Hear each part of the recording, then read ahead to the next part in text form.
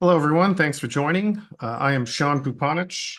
Oop, Sorry about that. Um, we're going to be talking about generative AI and Amazon Bedrock today. And in particular, we've got some good examples from our other presenters on real use cases in the public sector. Most of what I'll be discussing today will be about the service and about some hypothetical situations to give you guys a good overview of what you can get out of the service. So one of the first challenges customers have is really understanding, okay, what is a valid use case for generative AI? Where is it, hype, or can it actually really add to productivity or value in my organization? And so as past, I would say, year and a half, we've seen deployment in both the commercial and public sector. We have seen a number of cases that tend to align with the most value that generative AI can generate. And so I want to bring some of those examples to your attention. Keep in mind the ones that I'm sharing right now, these are hypothetical, so these are not actual customers or use cases necessarily. These are just to give you some ideas of the things that could be used in a public sector setting. And so one of the cases that has been adopted in the private sector in insurance companies as well as the NASDAQ are things like fraud detection. And the way it's able to do fraud detection, this would be broadly applicable to other public sector cases like unemployment, Medicare, Medicaid, and Social Security benefits, where it can process a number of different documents and data and inputs and come up with an assessment as to whether there is an issue. And it can use reasoning to even determine what type of fraud is taking place. So let's say you have someone that is normally responsible for taking 6 different points of data and making a determination as to whether this is valid or fraudulent. That process can be accelerated by AI and really go through even very lengthy documents, reason out and point to the person that's in charge of that. Here is the reason why I think this is a fraudulent application. Here are the specific points that I am detecting that don't align with what the other documents are saying or don't align with our policies. Probably one of the most common use cases I've seen is number 2 here, where you have some sort of chatbot support for visitors. So this is kind of a way to offset customer support, a way to get answers more easily from a very dense website. So there are times when policy and regulation can be a little bit hard to interpret or answer for the average citizen. And so being able to ask a specific question to a chatbot that has all of that policy and regulation as its base to basically give you simpler answers, yes or no, or yes because. These are things that would be tremendously helpful and also offload the number of phone calls that these agencies get. In that same sort of vein as the fraud detection, you can also accelerate compliance inspection reporting. So as long as you can make the artifacts images, documents, text, there's a range of different inputs that you could potentially provide. It can use all of that to make an assessment and determine whether something is in compliance or out of it, and even provide reasons why. And so the USDA or SEC, these would be great pilot programs that they could see how to accelerate their inspection and reporting. We also just see a lot of general document and application workflow. So while I've kind of talked about the fraud detection and compliance, this can be broadly applicable to a range of document or application workflows. So if you have someone applying for a membership, applying for program benefits, etc., these are great cases. And another one is because it can scan a lot of different documents, it can understand what's in those documents, it can summarize them, it can reason. If you are getting reports or intelligence from multiple different sources, especially if it's a lengthy document, being able to get quick summary of different documents, being able to determine whether there's consensus among the different reports that you've received by using AI. These are just fantastic productivity savers in something where there is a dense amount of information. So if we look at what our customers really ask for directly, they've already decided they want to use generative AI. And so the questions that come up are, which model should I use? These are a big determinant in what kind of results you get. How quickly can I move? In other words, how much do I have to build and maintain? What happens when I need to change parts of my infrastructure or the model I want to use? And then really big one is how can I keep my data secure and private? And so um, there are services that you send the data or you send your chats to them and they become the property of that company. With Bedrock, we specifically have designed it so that it is secure and private and so that you own all of that. We're not training our models based on your inputs. It's something you have very fine-grained control over. And so Bedrock is the easiest way to build and scale generative AI applications. And the reason is we've evaluated the work that many of our customers are doing to try and provide these AI services. And we've built capabilities into the service that make it faster and easier to tie all these different components together. And as your process changes, because this is a very fast-moving field where models are updated, every 3 to 6 months, you're able to basically change those out very quickly without big changes to your infrastructure. We've also added app capabilities for RAG, or retrieval augmented generation. I'll get into that a little more later. And another really powerful capability are agents, where you can set up agents that will actually execute multi-step tasks on your behalf, creating that automation capability. So if we look at the customer journey, it always does start with that business use case. So that first slide I shared where you're really coming up with what is a valuable and valid use case in which I can use AI, which I will get tangible results that are worth the investment. That's number one. And then from there, you're going through all these other different parts of the building AI pipeline. And what I'm showing in the white, these are the pieces that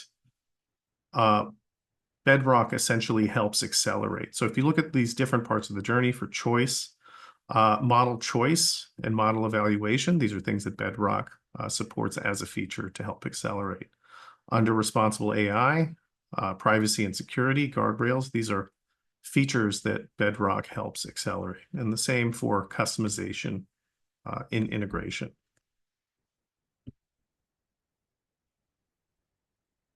And so, again, you could build all of this yourself. It would be a lot of work. It would be a lot to maintain. You would need a very skilled labor force to do it. But we've built this in a way that greatly simplifies all of that. We've taken all the parts that are reusable or configurable and built those into the service. And so you're basically doing more configuration than actual deployment and coding and management for a lot of this. An important part of the value that AWS brings in particular, the Bedrock service, is having a very broad range of model choices.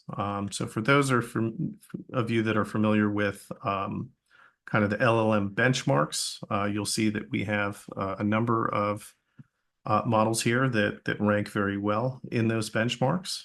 Additionally, our customers have found that for very specific tasks, there are different models that do things very well. So it may not have to be in the top 5 of the global benchmarks for LLMs to be the best at your task and the most cost-effective at your task. And so we provide additional tools not only to give you model choice, but also help you in model selection. The important part of this is models move very quickly. So to get from some models that are from our partner Anthropic, these are some of the best performing models out there in the general benchmarks. To get from Claude 1 to Claude 3 took about 9 months.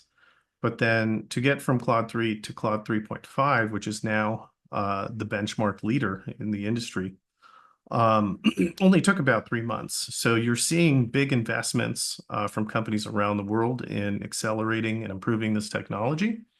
And for our customers that, let's say, they deployed an earlier model, we don't want them to accumulate a large amount of technical debt. Basically, when a new model gets released, they want to be able to evaluate those capabilities. And then if it meets their criteria, then to be able to immediately upgrade. So we have model evaluation built into the Bedrock service. And so what this allows you to do is take the same criteria, apply it against multiple models. You can actually even benchmark against models that are outside of AWS. So if there was an LLM from a third-party service that you wanted to include in your benchmark suite and compare it to what we have available in Bedrock, this service allows you to do that. And you can see those side-by-side, apples to apples results. One of the key features that we allow is we can do either automatic evaluation based on some standard criteria, or we can include a human evaluation process where we are including your evaluation results in this managed process. I'm going to highlight the Anthropic models because these are some of the best performing ones in the global benchmarks. Right now, Claude 3.5 Sonnet is really one of the market leaders.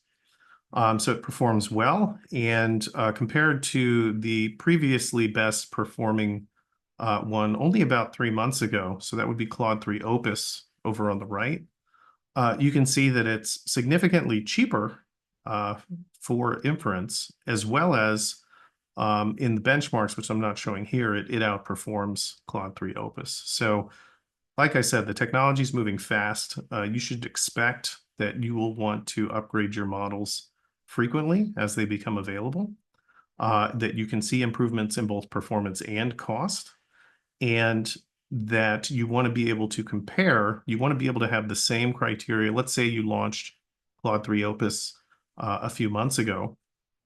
You want to be able to do that immediate and automated apples to apples comparison between this new model 3.5 that's come out so that you can make that decision to launch this into production.